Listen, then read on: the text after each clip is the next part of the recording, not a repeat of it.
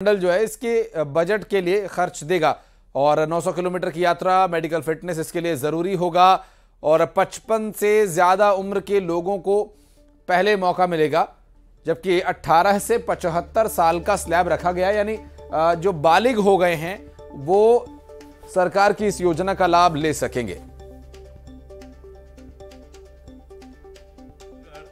सरकार का एमओयू किया जाएगा और आईआरसीटीसी द्वारा यात्रा के दौरान हितग्राहियों को उनके स्थान से रेलवे स्टेशन तक लाना और फिर बाद में ले जाने की जवाबदारी संबंधित जिले के कलेक्टर को होगी। उसके लिए राज्य सरकार बजट उपलब्ध कराएगी। अयोध्या धाम जो है गंतव्य होगा। इसके साथ वाराणसी में एक दिन का रात्रि विश्राम, काशी विश्वनाथ मंदिर एवं कॉरिडोर तथा गंगा आरती का दर्शन का लाभ भी यात्रियों को मिल सकेगा।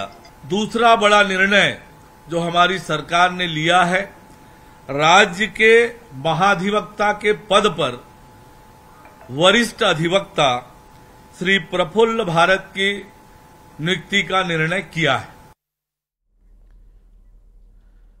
तो जिम्मेदारी तय कर दी गई है और इसके अलावा इस योजना के माध्यम से वहां के जो मूल निवासी हैं वही राज्य सरकार की इस योजना का लाभ ले सकेंगे। इस पर बात करेंगे हमारे सहयोगी युगल तिवारी इस वक्त हमारे साथ जुड़ रहे हैं, उनसे बात करते हैं। युगल, ये कयास तो पहले से ही लगाए जा रहे थे कि सरकार दर्शन करवाएगी रामलला के, कब से ये योजना धरातल पर उतरेगी, क्या डिटेल्स हैं अपने पास इसके बारे में?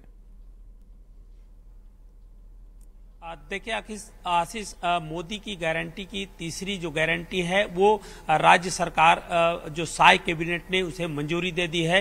राम दर्शन के नाम से ये योजना चलाई गई है और चूंकि 22 तारीख को रामलला का प्राण प्रतिष्ठा होगा, उसके बाद 25 तारीख से यहाँ से जो ट्रेनें हैं वो चलेंगी अलग अलग जिलों से, खास करके दुर्ग, रायपुर और रायगढ़, यहाँ से ट्रेनें हैं वो चलेगी और गंतव्यों तक यात्रियों को ले जाएगा। उसके लिए स्लैब भी बनाया गया है। 18 से 75 वर्ष के जो आयु वर्ग के लोग हैं उन्हें दर्शन के लिए ले जाया जाएगा, लेकिन अभी पहली प्रायोरिटी होगी 55 वर्ष से अधिक जो उम्र है उन्हें। लेकिन इसके लिए एक औपचारिकताएं भी निभानी पड़ेंगी, क्योंकि मेडिकल फिजिकली फिट हैं उन्हें यात्रियों को ले जाएगा। अगर कोई दिव्यांग यात्री जाना चाहते हैं तो उसके लिए एक अटेंडर की भी व्यवस्था की गई है। सरकार आईआरसीटी से एमओयू करेगी और उसके बाद सभी जिला अधिकारियों को एक टीम तैनात किया जाएगा और गंतव्यों तक लाने ले जाने की जवाबदारी उनकी रहेगी। 900 किलोमीटर का ये पूरा जो यात्रा रहेगा, सफर रहेगा। गंगा आरती सहित कई जो महत्वपूर्ण तीर्थ स्थल है वहां पर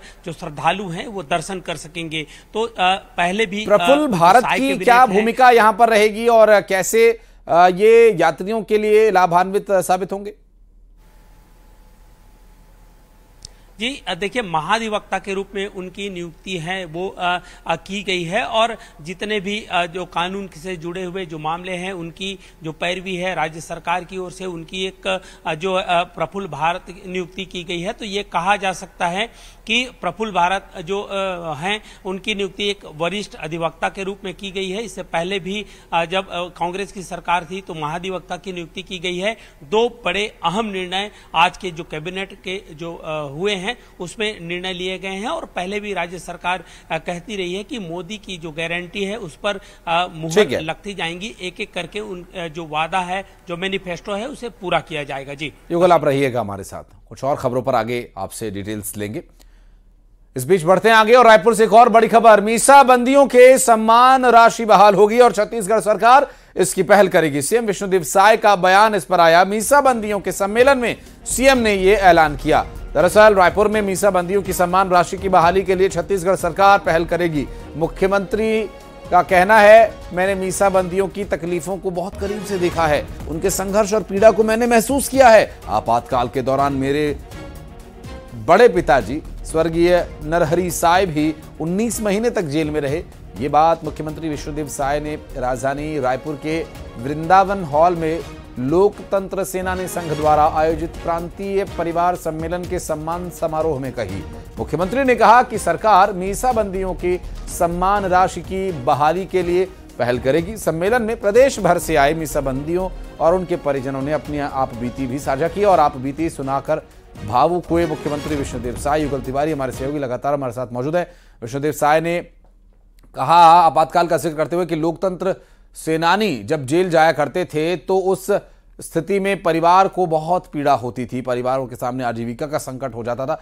तो मीसाबंदियों को लेकर के मुख्यमंत्री ने एक पहल की करने की बात कही है, इस पर बात करेंगे। युगल हमारे सहयोगी लगातार मौजूद है। युगल, क्या पहल होगी, मीसाबंदियों को कैसे लाभ होगा, खुद मुख्यमंत्री इसका जिक्र कर रहे हैं। जी बिल्कुल, देखिए वो पल था, काफी भावुक पल था, क्योंकि मुख्यमंत्री ने खुद अपने उद्बोधन में कहा है कि उनके बड़े पिताजी भी खुद उस दौरान जेल पर रहे हैं। तो ये कहा जा सकता है कि काफी उसकी पीड़ा है, वो उन्होंने सहा है, उन यातनाओं को, उन जो दुख तकलीफ था उसे सहा है। और अगर हम छत्तीसगढ़ में मीसाबंदी जो थे उनकी अगर बात करें तो लगभग इनकी जो संख्या है 300 के करीब है, और उन्हें अलग अलग सम्मान राशि दी जाती थी। जो 1 महीने तक जो जेल में बंद रहे हैं, निरुद्ध रहे थे, उन्हें लगभग 5,000 दिया जाता था, और उसके बाद 1 महीने से 4 महीने तक जो जेल में थे उन्हें 8,000 रुपये दिया जाता था, और 4 महीने से जो अधिक जेल में रहे उन्हें लगभग 25,000 रुपये की राशि सम्मान राशि के रूप में दी जाती थी।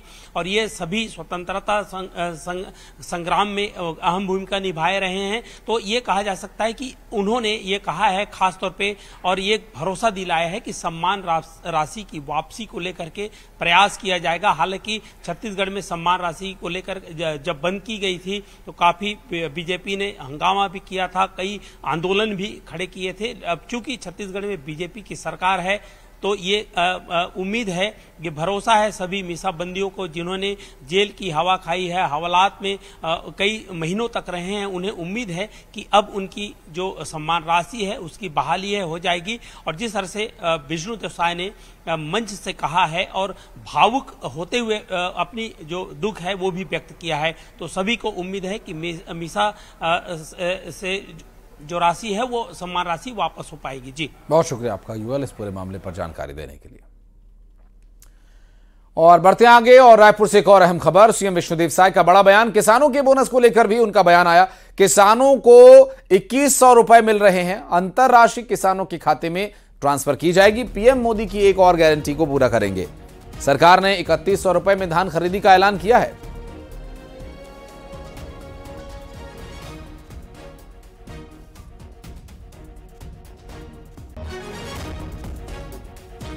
सरकार आदेश कर चुकी है और 3100 रुपया प्रति क्विंटल धान का कीमत भी देने वाले हैं। अभी एमएसपी किसानों के खाते में जा रहा है, लेकिन जो अंतर की राशि है वो 900, 950 ऐसा प्रति क्विंटल में अंतर की राशि है, उसको एक मुश्त हमारी सरकार किसानों को देने वाली है। तो थोड़ा किसानों को धैर्य धरना है। निश्चित रूप से एक मुश्त उनको अंतर की राशि भी देंगे। और जो भी और वादा है, भूमिहीन जो मजदूर हैं, किसान हैं, उनको 10,000 रुपया साल में देने का काम, ये सब काम आने वाले समय में हमारी सरकार करेगी। और डिप्टी सीएम की नाराजगी के बाद एक्शन। कानून व्यवस्था को लेकर डीजीपी की बैठक हुई और डीजीपी ने कई जिलों के एसपीओ को फटकार लगाई। दरअसल लचर कानून व्यवस्था को लेकर डांट लगाई गई है और कानून व्यवस्था को सुधारना मकसद है।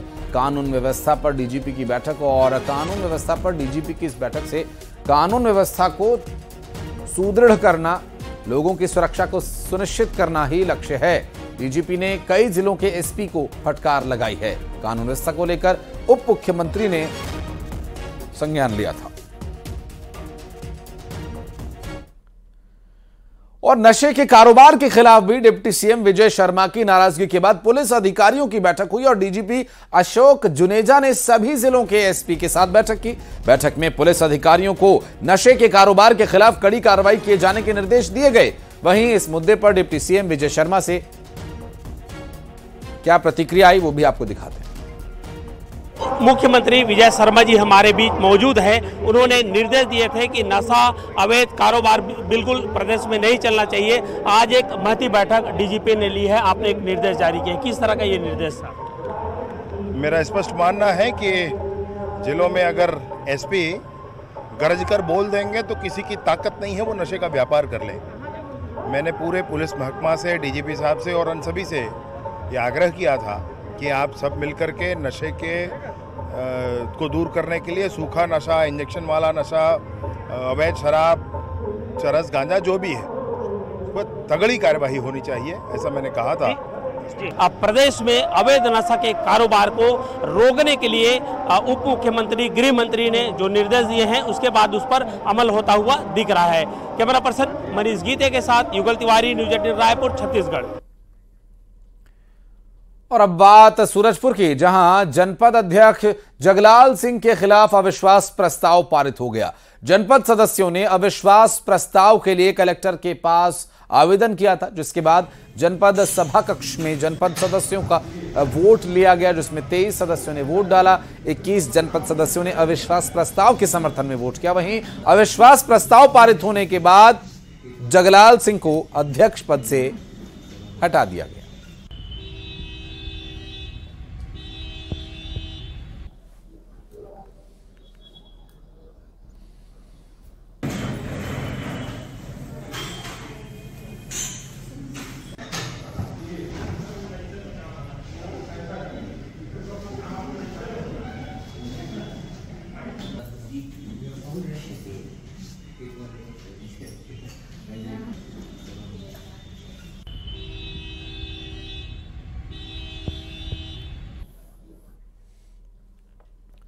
और इस बीच रायपुर से एक बड़ी खबर, छत्तीसगढ़ ड्राइवर संघ ने अभियान रद्द कर दिया। स्टीयरिंग छोड़ो अभियान दरअसल चलाया जा रहा था और अभियान रद्द कर दिया गया है। ड्राइवर से काम पर लौटने की अपील की गई है। ड्राइवर संघ के प्रदेश अध्यक्ष ने पत्र जारी किया है और सभी ड्राइवर से काम पर वापस लौटने की अपील की गई है। आपको बता दें कि ड्राइवर संघ का स्टीयरिंग छोड़ो अभियान चलने वाला था, हालांकि बातचीत हो गई है, आश्वासन मिल गया है और जो ये पूरा विषय ड्राइवर्स के स्टीयरिंग छोड़ो अभियान से जुड़ा था, उसमें जानकारी मिल रही कि अब ड्राइवर्स काम पर लौटेंगे और स्टीयरिंग छोड़ो अभियान अभी रद्द कर दिया गया है।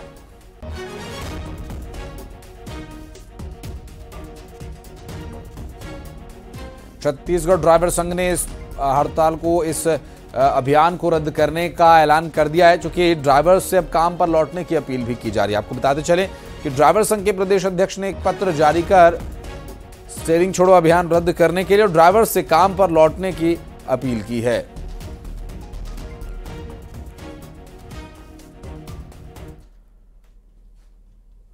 और कवर